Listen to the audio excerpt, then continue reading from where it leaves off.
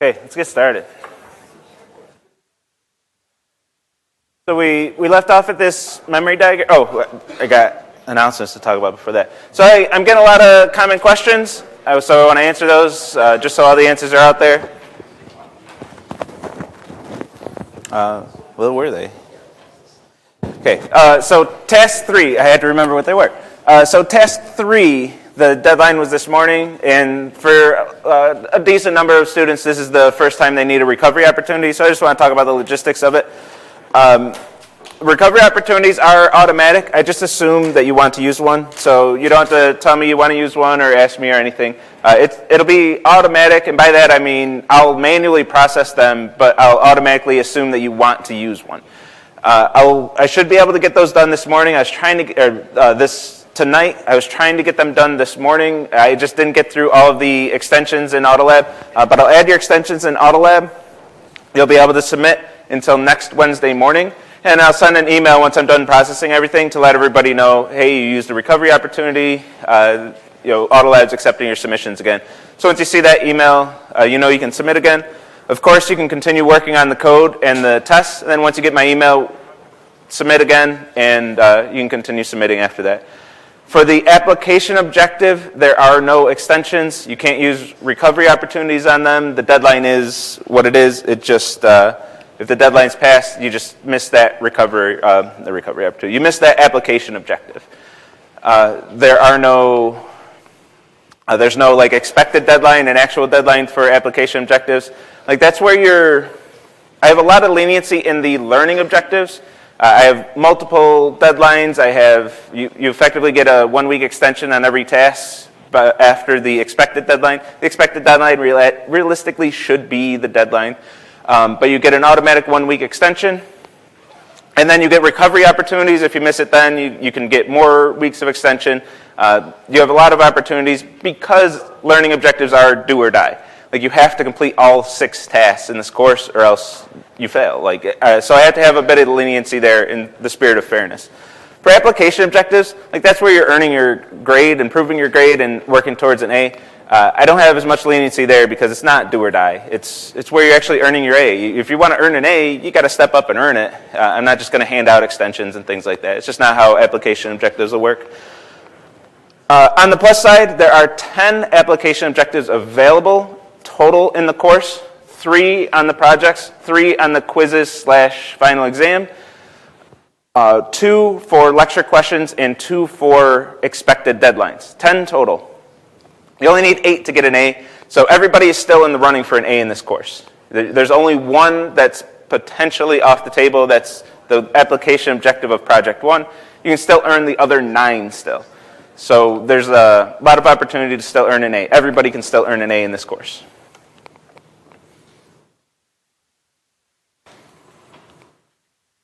I think those were all the common questions. So anybody have anything beyond that?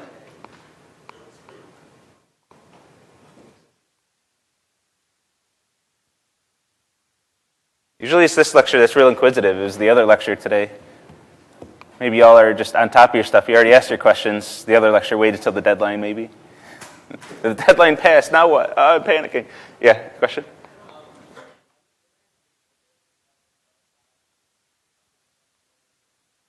True. It's just this class. Well, it's my classes thing. So UB is actually in talks of getting a fall break in the middle of the semester, but they haven't figured out any way to actually get that done yet. And it's severely needed for lots of reasons, but namely mental health. Like we need a break in the middle of the fall semester, and we don't get it.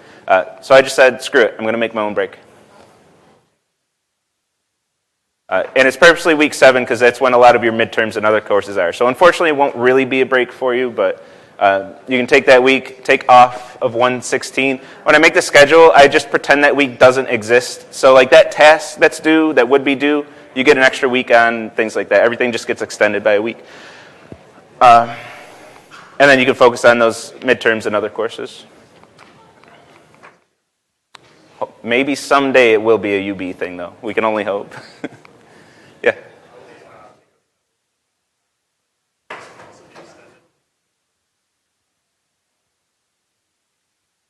Well, Will the actual deadline for what be extended? Task 1. For task 1, for... I don't know exactly what you're... I may have messed up the dates, it's possible, but for task 1 of project 2, so it should say due on the expected deadline, and then last day to submit will be the actual deadline, is the way I set it up in Autolab. Do those dates match? Okay, yeah, so that's the way I set it up in Autolab. It's possible I mess up dates sometimes, so I was wondering if that's what you were getting at. That's just the way I set it up in Autolab, just so you can see the 2 deadlines in Autolab without having to constantly go back to the course schedule. But that's what I mean by that. Deadline is expected deadline, and last day to submit is actual deadline.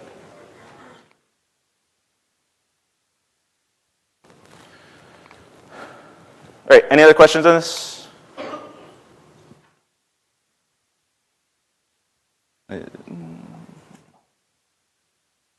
Yeah, why is there no class week 7? Because screw it. I don't want to go. And as the schedule says, I'll be sitting in my office doing office hours, so I don't want to make it seem like I'm skipping out on you. I'll still be there during this time slot. I'll be available for you. And I have a 116 lecture right before this, so I'll be there for 2 hours doing 116 office hours.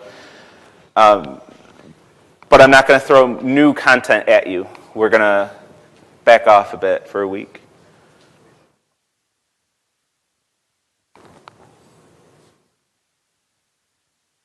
There are people typing and sitting here in suspense. Yeah?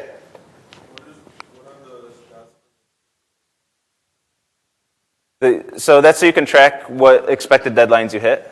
So you can know how, because we have the cutoffs, I forget what the cutoffs are, but a certain number you get an application objective, and then a certain number you get 2 application objectives. So I just want to make sure it's clear that I did notice that you met the expected deadlines when you do. So then I let you know through Autolab, just so you have confidence that, yes, that is counted, it's recorded, and Jesse knows about it. I'm going to get credit for that. So any task that you complete before the expected deadline, that number will tick up by 1.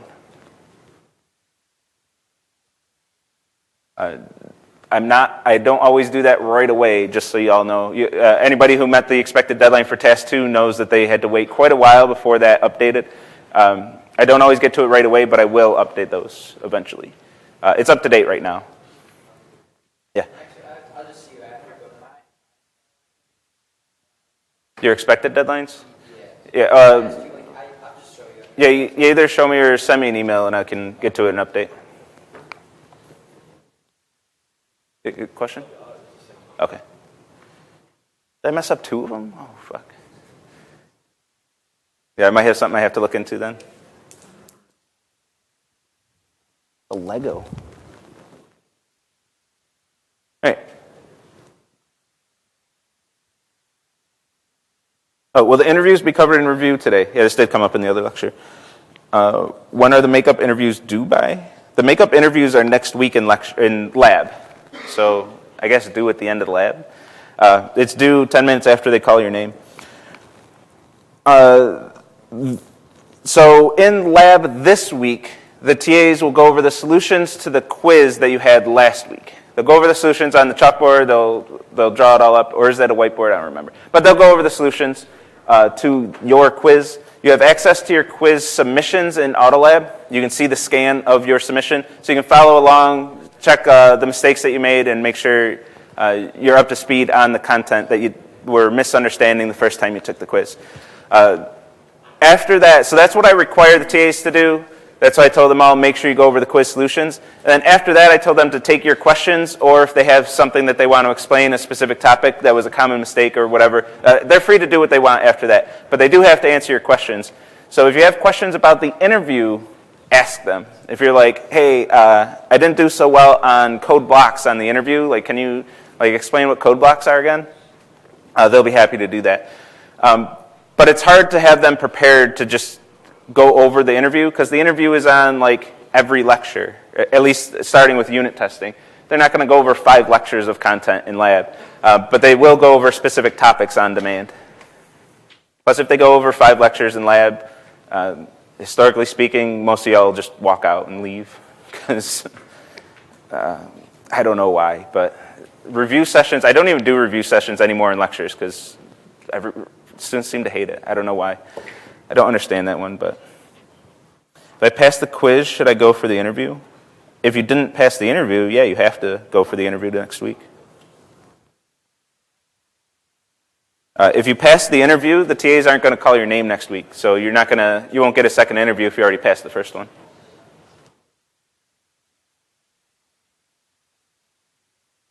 All right, anything else?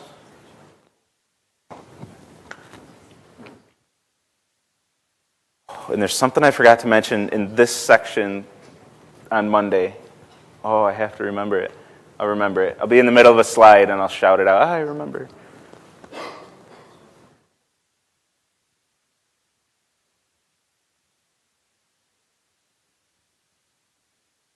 So, yeah.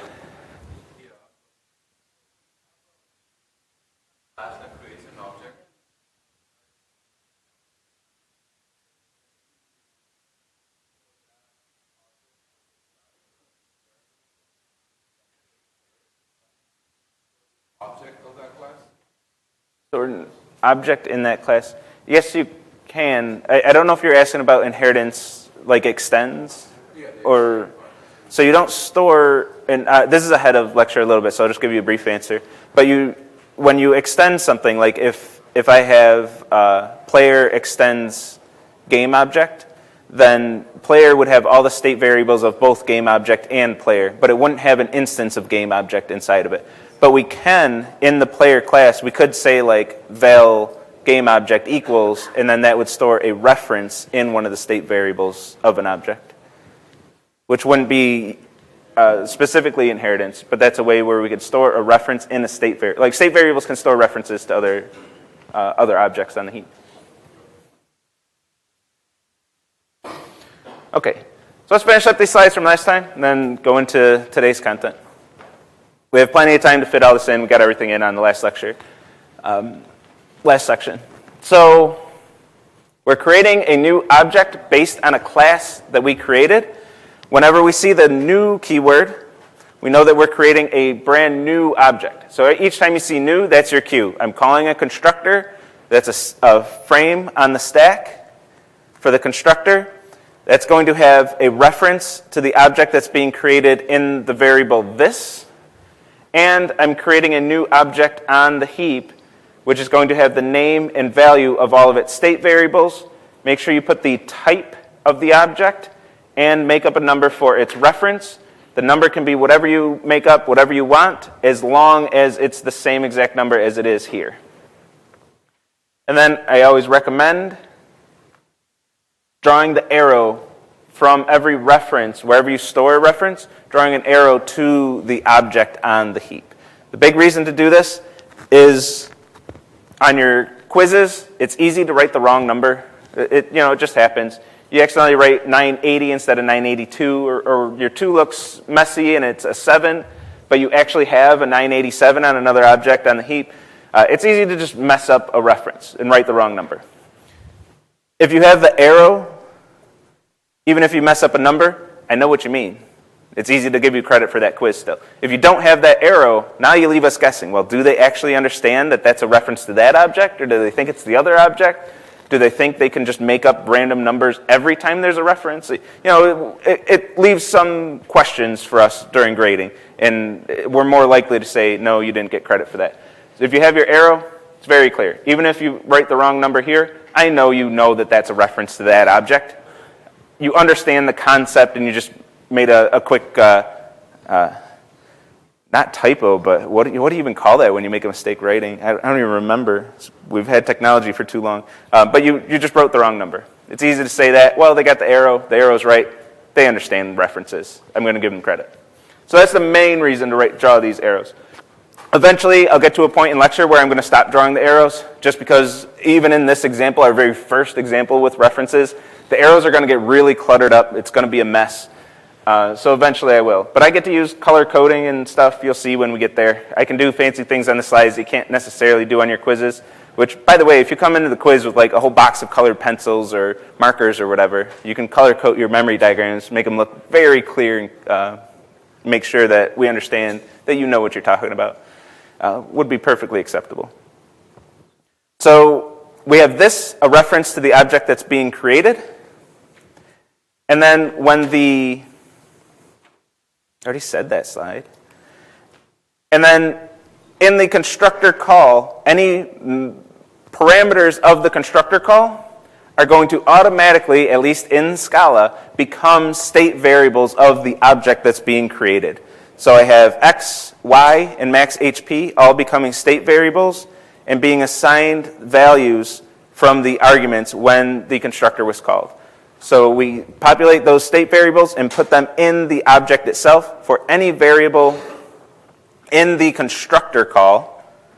And then we're going to run all of the code outside of any of the methods, which is these two lines.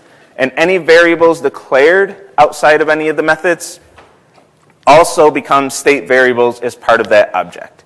So I declare a variable HP and a value damage dealt. Those both become state variables as part of the object that's being created.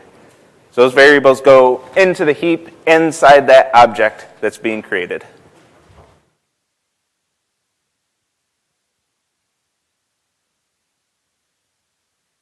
The constructor returns. We don't run any of the methods. We hit the close and brace. Method returns.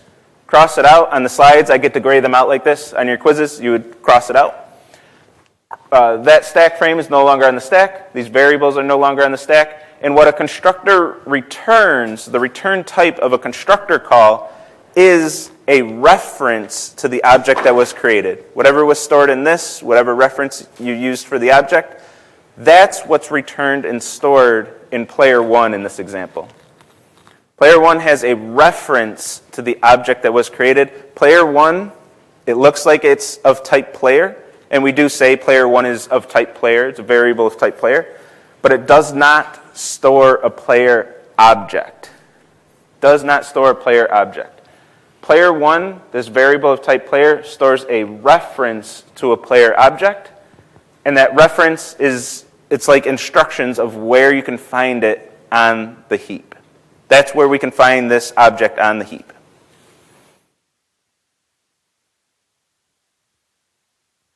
Same thing with player 2. I won't go through the minutia, all the same exact details I just did, but we create a new object on the heap, give it the name of the type of the object, make up a new reference. I made up 576 for this one. The constructor has this, which is a reference to the object being created, and returns that reference. So player 2 has this reference 576, which is, of course, referring to this object over here. So we have two player objects, each with their own copies of all of the state variables, which can change independently of each other. We have two objects. They each have all these 5 variables, and they can have different values. X and Y, these two players are in 2 different locations. All right, and next we get into one of the implications. So right now, who cares if player 1 stores a player or a reference to a player? So far, it doesn't quite matter until we get to this next line. Player 3 of type player equals player 1. First, our big hint, we don't see the keyword new, so we're not creating a new object. We're not putting a new object on the heap. So what are we doing? Well, if we read this just the way we would if these were, say, ints, we're doing something very similar. We're creating a new value named player 3, put that name on the stack, and assigning it the value of player 1. So we're just going to look up the value of player 1. What's the value of player 1? It's 982. So we just copy 982 to player 3. So we only copy the reference to that player into the new variable. We're not creating a new player. We're not making a copy of this player with a copy of all these state variables. We're just copying the reference, which the implication here is that player 1 and player 3 refer to the same player. So we have 3 player variables on the stack, but only 2 actual players. Player 1 and player 3 are the same exact player because they have references to the same player on the heap. And this is where all the talk about heap and references, you might think, why do I even care about this stuff? This is why. If you don't understand that what we call assignment by reference and the next line, pass by reference, It's going to be really hard to write code that works, and it's going to be tough to debug code that works with objects of types that you created by writing classes. Understanding this is really going to go a long way to understanding how your programs work and writing programs that do work. This is what we need to understand. This is our big takeaway as programmers. And of course, as computer scientists, we want to know all the details that actually explains why that is the case. So assignment by reference, player 3 just gets a reference when it's assigned to player 1, because player 1 is just a reference to a player. That's all it stores, is a reference to a player, not the player object itself.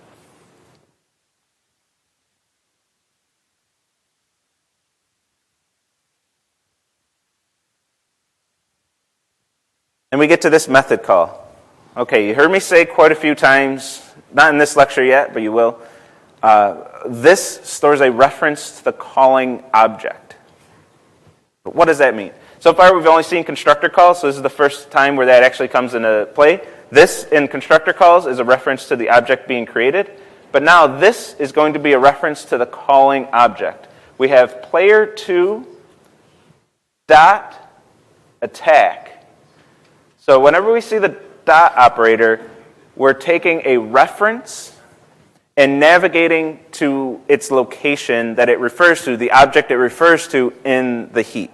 So player 2 dot, we're going to go over to this object in the heap and then call the attack method.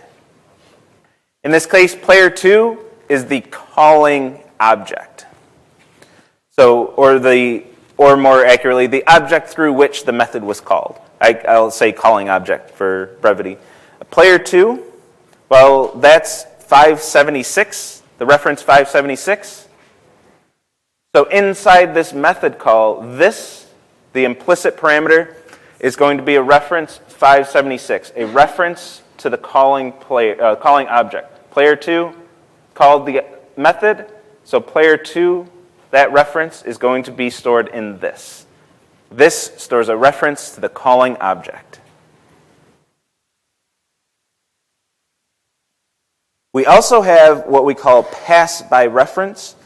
Attack takes an object, I guess an object of type player, but it actually just takes a reference, just like our assignment of player 3 equals player 1. So other player, we're going to put other player inside this stack frame, and other player of type player equals player 1, assign it the value of the argument.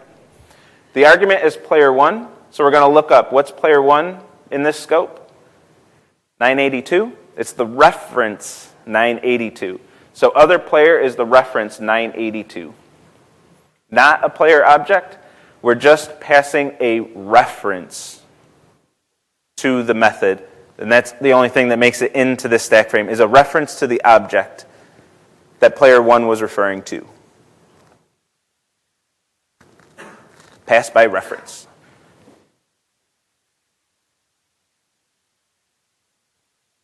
And then this method takes it a step further and says, we don't have enough stack frames going on here.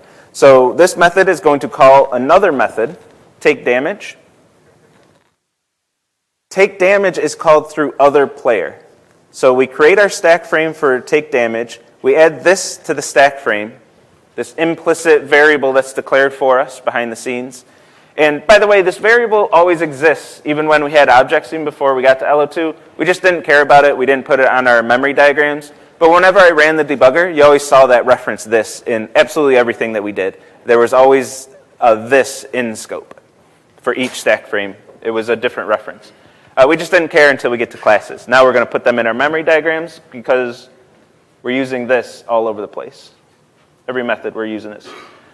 So this inside the stack frame for take damage is a reference to the calling object. It was called through other player. Other player.take damage. So other player is the calling object. So other player inside the attack stack frame is 982. So this is the reference 982, which refers to this player, which if we were talking to someone about this program, we would think of that as player 1, but it's this player at 982 on the heap. This object, we have a reference to that object on the heap. And we're going to do this dot HP. We're going to access the state of the object referred to by this. So this, let me get back here. This inside the take damage stack frame, and we only have one take damage stack frame, so we can identify which one it is. This dot means follow the reference. This dot, or follow the arrow, we have nice visuals here. Well, not nice because it's a jumbled mess right here. But this dot, go to this object on the heap. So now we're over here. We're not in our stack frame anymore. We're over in the object in the heap. Dot HP, and subtract that by damage. Damage, that's back in the stack frame. All the damages are 4 in this example, but it's this damage that's being used from inside the stack frame. We didn't do this dot damage. So subtract 4 from HP over here. So what that line is doing.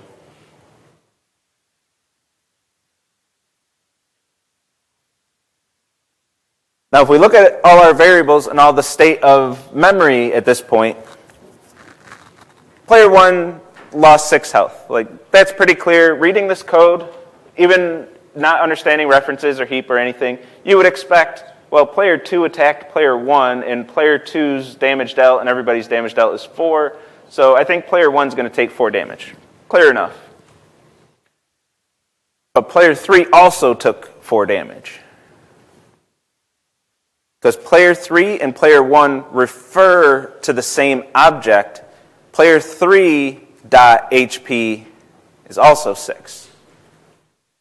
So if I printed out player 1 dot HP and player 3 dot HP, they're both going to be 6. Player 2 dot HP is still going to be 10. That's untouched. But player 1 and player 3 refer to the same player. They are the same player. They have references to the same exact object on the heap, so any change made to one will change the other. In addition, we saw this last time, but these methods return, or 2 times ago, whatever. Last time. These methods return unit, but they did affect the state of memory. We call the method that returns unit. We didn't call this method for its return value, which we've done up until last Friday, all through 115 and in the early parts of 116. We've always called methods for their values, but now we're not. We're not returning anything, in fact. Now we're calling these methods for their side effects. This method does something, and in this case changes the state of something on the heap. It makes that change, and then we can see that change after the stack frame is destroyed. The stack frame's not on the heap anymore. There's no memory of that stack frame, except its return value, which was unit. We didn't even return anything. But since during the execution of these stack frames, we made a change to the heap, we do see that change. That change persists longer than the method call. So this is a way that stack frames can kind of communicate to each other by changing the state of the heap. And also something we need to be careful about. When you call a method, is that method changing the state of the heap? Is it changing your objects? Is it modifying values? If it is, you got to be a little cautious when you call it and make sure you understand what it's going to change.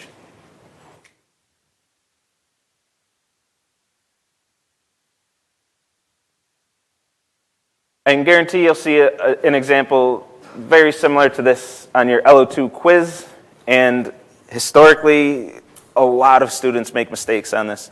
I'll get submissions with 3 players on the heap.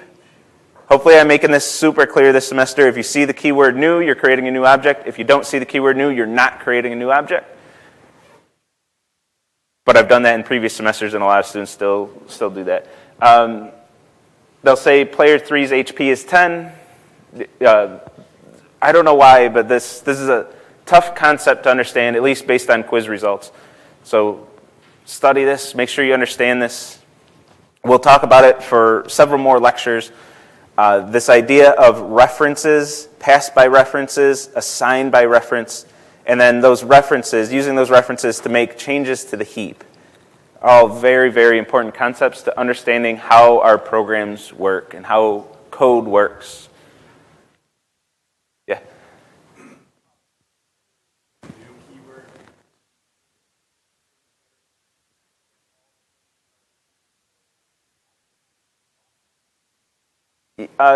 No quick and dirty way to do it. Like the Scala doesn't have like a player1.clone or something. We wouldn't be able to do that, but we can do new player of player1.x, player1.y, player1.maxHP. We could do it that way. A little dirty, a little messy, but that's how we would do it. And then after that line, say player3.hp, just for completeness, player3.hp equals player1.hp. Just copy the values of every single state variable over.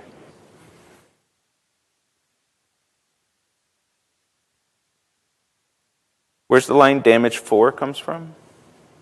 Right here. Oh, damn it.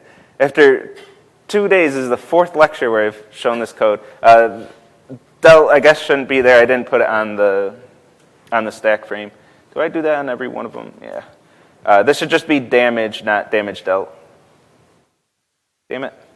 But it comes from here. I have a typo. I'll have to update the slides. Yeah. Y'all got me covered. Yeah, that one's my mistake. Sorry about that.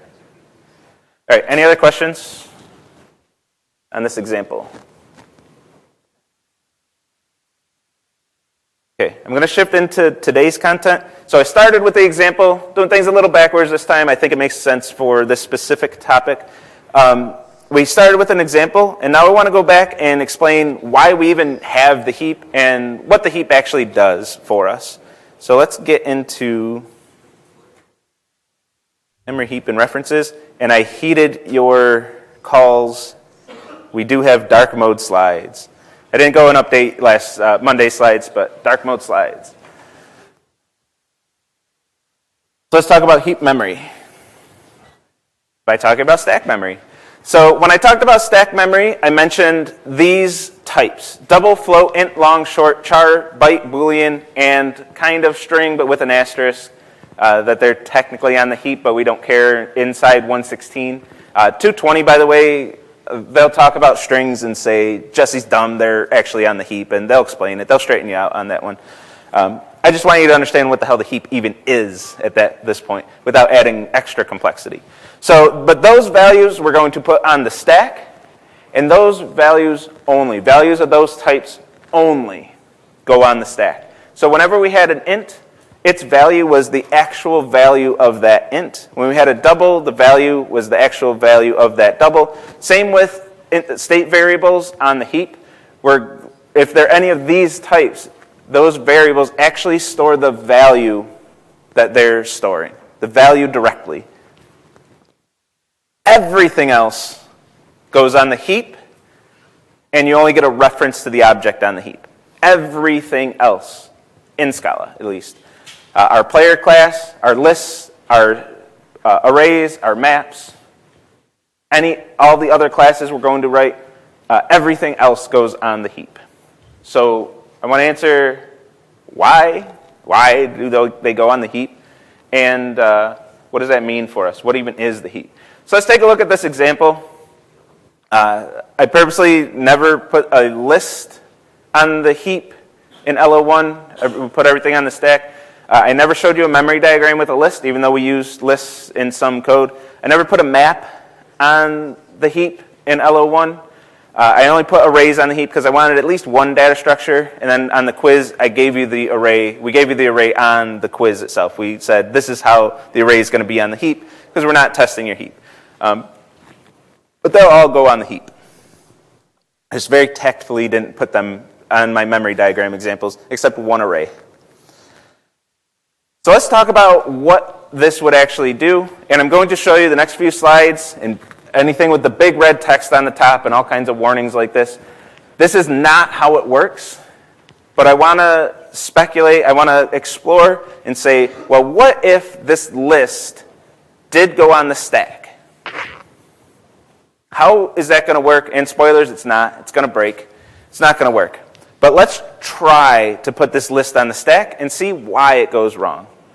So we're going to put our list values on the stack, and we need room for 2 integers here. So the stack, when we draw them, we draw one value right after another. We don't just do that because, well, that's the next space on our sheet of paper or the next space on the slide. We do that because that's actually how the computer is going to store its values. If I put this list on the stack, right before the first element, like I'm going to have 32 bits here to store this int, right before this value is going to be memory used by another program or otherwise off limits to us. And right after these 32 bits, the next 32 bits is going to be the space for my next int. Like physically right next to each other on my RAM stick. These are these 2 values. When we start adding more values, the next available space in memory is going to get 5, and the next available space in memory is going to get 12. The stack is one continuous block of memory, and we do add values to the stack one after another with no gaps in between.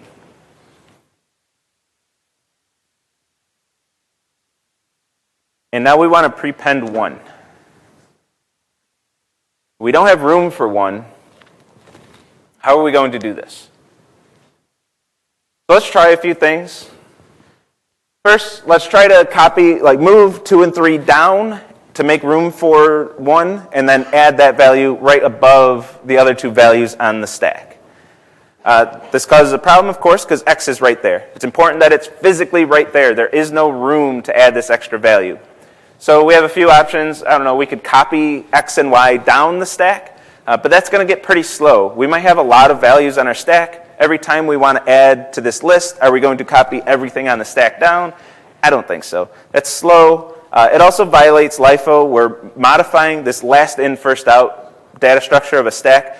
We're trying to modify something on the bottom, at least conceptually, top visually, of the stack, when we should only be able to add and remove elements from the bottom of the stack visually. That's not going to be allowed. That's not going to work for us. So, all right, let's try another thing. Well, let's just remove list and create a whole new list with all the values at the bottom of the stack. This has its issues too. Of course, we have room for this list at the bottom of the stack. I mean, unless we're getting close to a stack overflow, which is another issue we could have here if our list is very long. But it also leaves a gap in the stack, which is bad. That violates LIFO. We remove something on that wasn't on the bottom of the stack visually.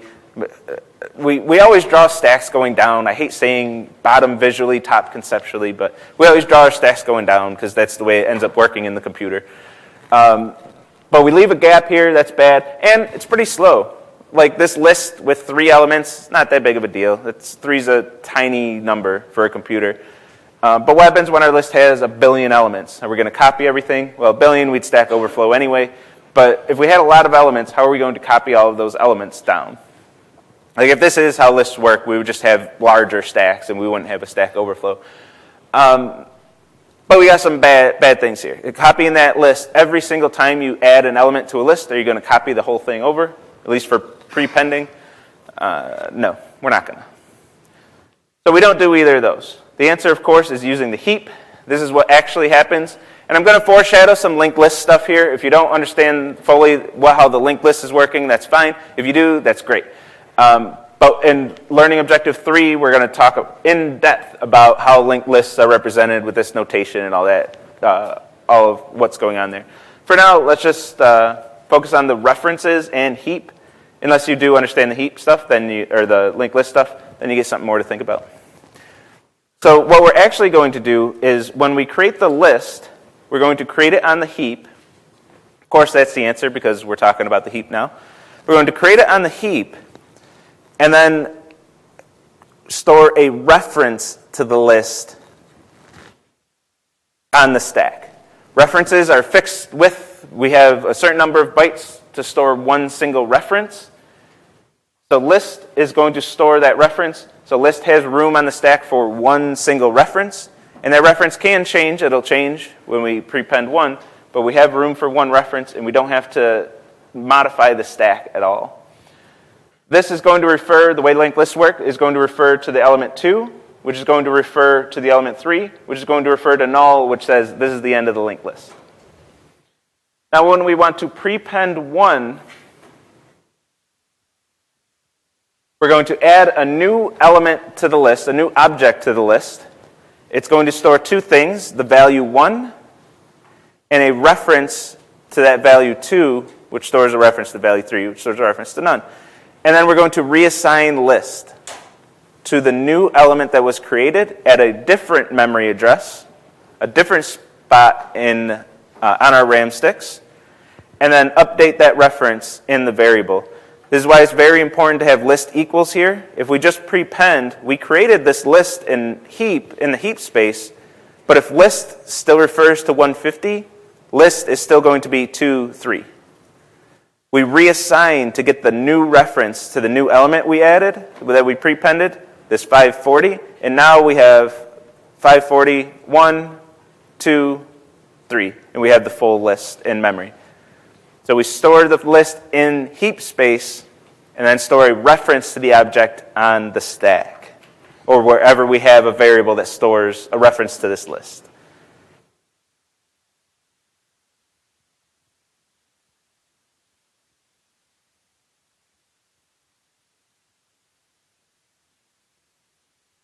Yeah, I did change damage dealt to damage to save space, but I missed it in the code. What happens if we append? Will we cross out the null, and will the list still be? So appending gets a little dicey, at least with Scala lists. Scala lists, I can't really go into this much, but Scala lists are immutable, so we can't change the list. The original list is fully preserved when we prepend. When we append, we would have to replace null with the new element and have the new element refer to null. But that means we change the original list, which isn't allowed. So we'd actually create a copy of the list in that case. LO3 stuff, I'll get way more in depth with that explanation. So with heap space gives us a lot more flexibility.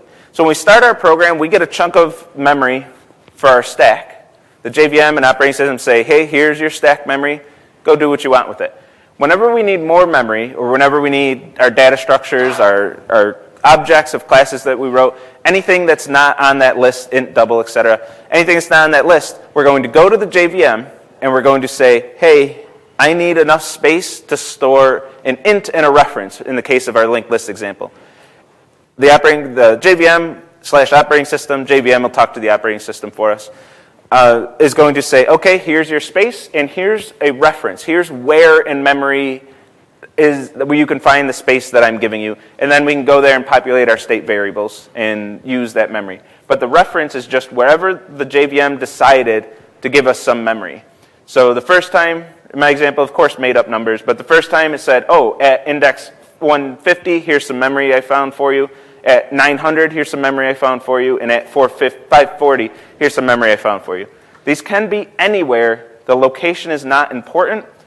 What's important is that we have a reference to where that location is. Where in memory is this space that the JVM is allowing me to have and reserving for me? The JVM and operating system, they're going to say, that space is for this program that's running. Nobody else can touch that memory. So where is it? Give me the reference. I'll use that reference to access that memory. And this is true. I talked about a lot of this in the examples, but everything is going to be reference, and we have pass by reference is our big new term. Technically, so whenever we call a method that takes an object, we're going to give a reference to that object, not the object itself. Technically, Scala, just like Java, is pass by value, and the value happens to be a reference. So if you're thinking of calling me out on that, I'll just put that one out there. I'll say pass by reference just for brevity, and because that's how it will behave. There's a very nuanced difference between pass by value with the value being a reference and pass by reference. Very nuanced difference. I'm going to say pass by reference, so I'm not just up here spouting out words to you. That's what it's going to behave like. You get a reference to the object. Yeah.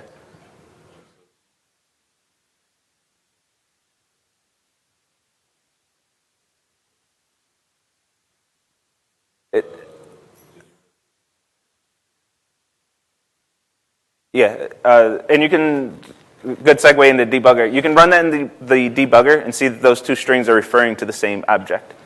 But whenever you make a change to a string, like you append or literally anything you do to a string, is going to not modify the string on the heap. It's going to create a brand new string and then return a reference to the new string to you, which is why they behave like they're on the stack. So I only got a few minutes here, but let's run some debugger so we can see what's going on here. I have the player example. Oh, where am I? So I have the player example. This is in the repo, by the way, LO2 testing test player, where I use the player code.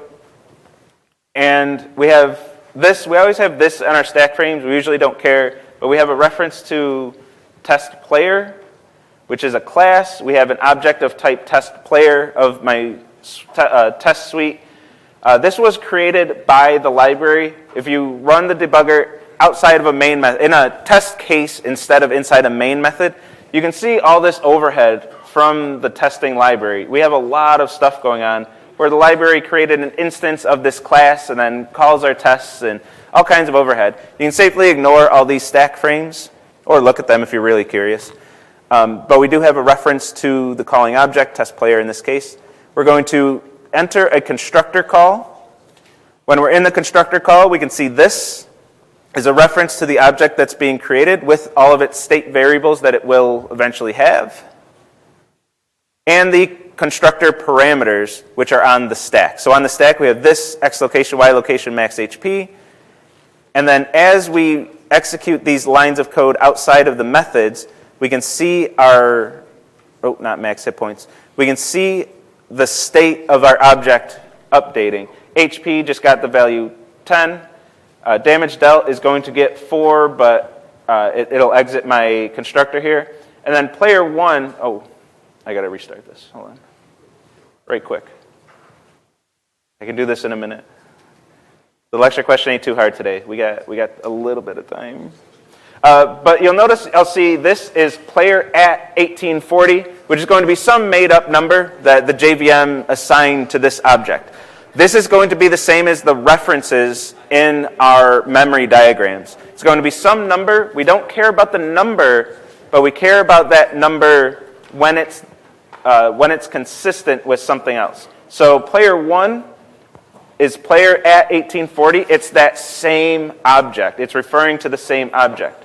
I'll skip over player 2 and get to player 3. Player 3 equals player 1. They both refer to player at 1840. They refer to the same object. So when you're running your debugger, practicing memory diagrams, you can see the references. Those are just the same as the OX made-up number. You'll see player at made-up number. Same thing in the debugger as in our memory diagrams.